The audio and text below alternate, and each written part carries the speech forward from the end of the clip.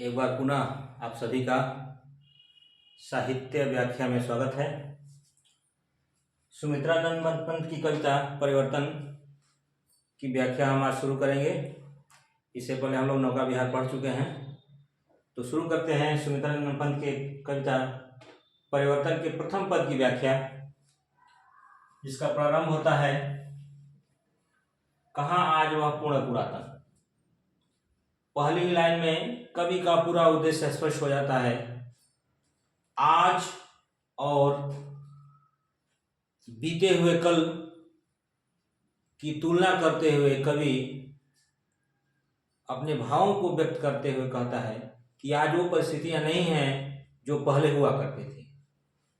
तो इसलिए कवि लिखते हैं कहाँ आज वह पूर्ण पुरातन, वह स्वर्ण का काल, यानी आज वह प्राचीन काल में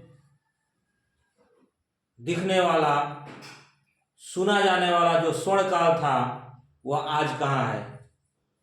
वो स्वर्ण काल कैसा था कि भूतियों का दिगंत छवियाल। उस स्वर्ण काल में यानी प्राचीन काल के उस सुनहरे दौर में दिगंत माने दिशाएं वैभव की छवि से, छटाओं से भरी पड़ी थी। अर्थात चारों तरफ जो है पूरे सृष्टि में चारों तरफ दिगंत में दिशाओं के अंत तक, जहां तक नजर जाए वहां तक वैभव ही वैभव था। वैभव तात्पर्य है खुशियां, समृद्धि, प्रसन्नता, यानी हर तरह से किसी भी प्रकार की कोई कमी नहीं थी। और क्या था, ज्योति चुंबित जगती का भाग। और वैभव के कारण इस संसार का मस्तक प्रकाश से प्रकाशित हो रहा था। प्रकाश को जो है, प्रकाश उसके चेहरे से, उसके मस्तक से प्रकट होती थी, दिखाई देती थी। आगे कवि लिखते हैं राशि राशि विकसित वसुधा का। और इस वैभव के कारण, इस समृद्धि के कारण पृथ्वी का जो कण कण है वह विकसित था, यानी उसमें कोई संभावना नहीं रह गई थी विकास करने की। वह पूर्णतः विकसित हो चुका था, कहीं कोई कमी नहीं रह गई थी, जिसके कारण कि यौवन विस्तार मतलब, यौवन का मतलब होता है उत्साह, उमंग। कहा जाता है कि जिसके अंदर उत्साह है, उमंग है, वह युवा है। और जिसके अंदर उदासी है, थकान है, निराशा है, वही क्या है, बूढ़ा है। तो यहां यौवन का मतलब पूरे पृथ्वी पर उत्साह, उमंग का ही विस्तार हुआ, फैला हुआ था। यानी हर तरफ लोग अपने कार्यों को, अपनी दिनचर्याओं को बड़े ही उमंग, बड़े ही उत्साह से व्यतीत किया करते थे। स्वर्ग की सुषमा जब साभार धरा पर करती थी अभिसार। अभिसार का मतलब होता है विचरण करना, मिलना, मिलन करना। तो यहां क्या है, कवि कह रहा है कि स्वर्ग की जो सुषमा थी, स्वर्ग की जो सुंदरता थी, वह सुंदरता भी जब सभार माने आभार माने आभार के साथ धरा पर करती थी अभिसार, धरा पर आकर विचरण करती थी, पृथ्वी पर आकर मिलन करती थी।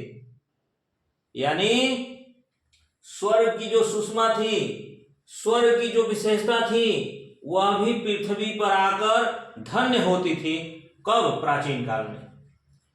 प्रश्नों के शाश्वत श्रृंगार। प्रश्नों माने जो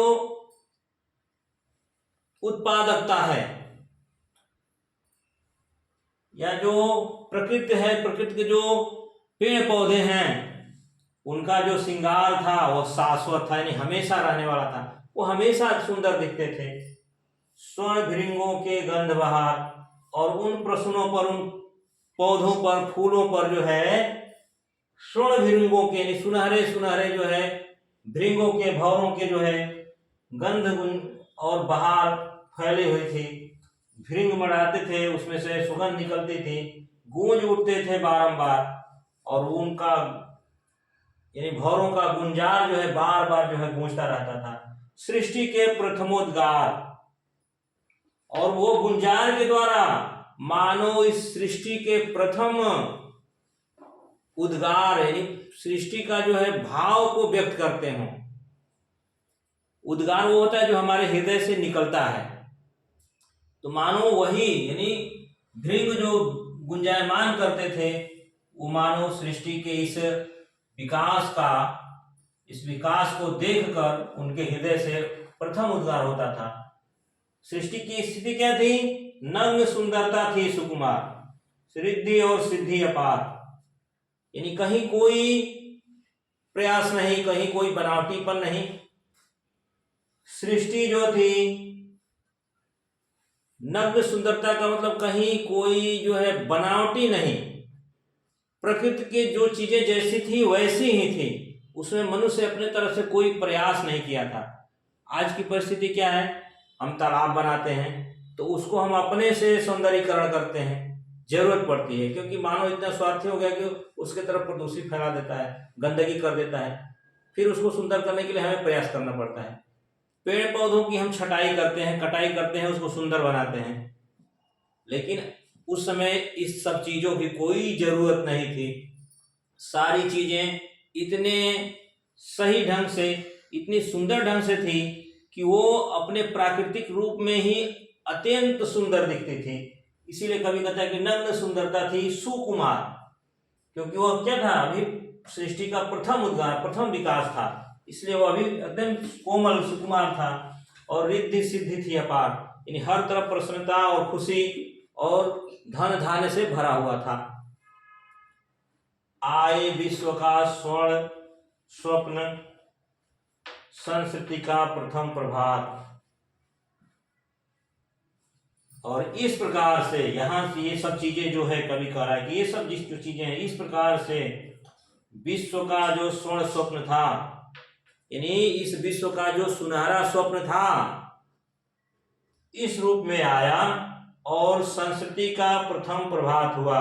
और इस प्रकार से इस संसार का, इस सृष्टि का प्रथम सवेरा हुआ, यानी मनुष्य के कई विकास के जो प्रथम काल था, विकास की जो प्रथम अवस्था थी, उस अवस्था में ये स्थिति थी मनुष्य की, जो है हर तरफ वैभव ही वैभव था, कहीं कोई बनावटीपन नहीं था, प्रकृति में अत्यंत स्वर्ग की सुंदरता जो पृथ्वी पर आकर धन्य होती थी, ये सब चीजें प्रथम प्रभात के समय में थी। आगे देखते हैं, कहाँ वह सत्य वेद विख्यात, यानी वेदों में जिस सत्य की व्याख्या की गई है, जिस सत्य को हम वेदों के द्वारा जानते हैं, जिस सत्य की चर्चा हुई है, वह सत्य आज कहाँ है? आज हम देखते हैं परिस्थिति, आदमी हर अवसर पर अपनी स्वार्थ पूर्ति के लिए अनेकों झूठ बोलता रहता है, सत्य का आज नाम मात्र नहीं है। और एक वो दौर था जो जिसकी सत्य के लिए ही जाना जाता था। झूठ बोलना जिस समय की लोग पाप ही समझते थे, आज तो झूठ बोलना लोग चालाकी समझते हैं। तो इसीलिए कवि कहता है कि वह वेद विख्यात जो सत्य है था उस समय, वह अब कहाँ है? और दूरित दुख दैन्य न थे तब ज्ञात, यानी दुख और दीनता बहुत दूर थी उस समय, न थे तब ज्ञात, उस समय उसका किसी को कोई ज्ञान ही नहीं था कि दुख भी कोई चीज होती है, दीनता भी कोई चीज होती है, इस चीज का किसी को कोई ज्ञान ही नहीं था, जिसके कारण कि अपरिचित जरा मरण भ्रू पात, जिसके कारण कि लोग बुढ़ापे से, मृत्यु से और उसके दुख से, उसकी परेशानियों से अपरिचित थे, उन्हें उसका कोई भी ज्ञान नहीं था। क्यों? क्योंकि ये सभी लोग जो है वैभव से भरे हुए थे, स्वर्ग की सुंदरता पृथ्वी पर विराजमान थी, प्रकृति में जो है चारों तरफ खुशियां ही खुशियां, सुंदरता ही सुंदरता, सुकुमारता ही सुकुमारता थी। इसीलिए लोग इन सब चीजों से अपरिचित थे। लेकिन आज ये चीजें समाप्त हो गई है। कवि इस पूरे कविता में यही कहना चाहता है। और ये सब क्यों हुआ? परिवर्तन के कारण हुआ। और आगे क्या क्या परिवर्तन होता है, क्या क्या परिस्थितियां बदली हैं, इसको हम अगले पद में पढ़ेंगे। आज के लिए बस इतना ही। और थोड़ा सा इसमें देख लेते हैं। शांत रस का समावेश है और समासिक शब्दों का कवि ने प्रयोग किया है, जैसे प्रथमोद्गार, फिर पुरातन, इन शब्दों में जो है समासिक शब्दों का प्रयोग हुआ है। और अधिकांशतः हम देखते हैं अभिसार, शाश्वत, वसुधा, चुंबित, ज्योति, रिद्धि, सिद्धि, ये सभी जो है हिंदी के तत्सम शब्दों का प्रयोग हुआ है। तो हम कह सकते हैं कवि ने इस पूरे पद में खड़ी बोली हिंदी के तत्सम शब्दों का प्रयोग किया है। रस शांत रस है और कवि ने जो है प्राचीन और आधुनिक में एक तरह से तुलना किया हुआ है। इसी के साथ मैं ये कक्षा समाप्त करता हूँ। आप लोगों को अगर अच्छा लगता है तो लाइक करिएगा, और अगर कुछ इसमें सुधार की आवश्यकता हो, कुछ और आप लोगों को लगता हो कि नहीं ऐसे ऐसे होना चाहिए, तो कमेंट में बताने का कष्ट करेंगे, जिससे कि हम इसमें और सुधार कर सकें। धन्यवाद।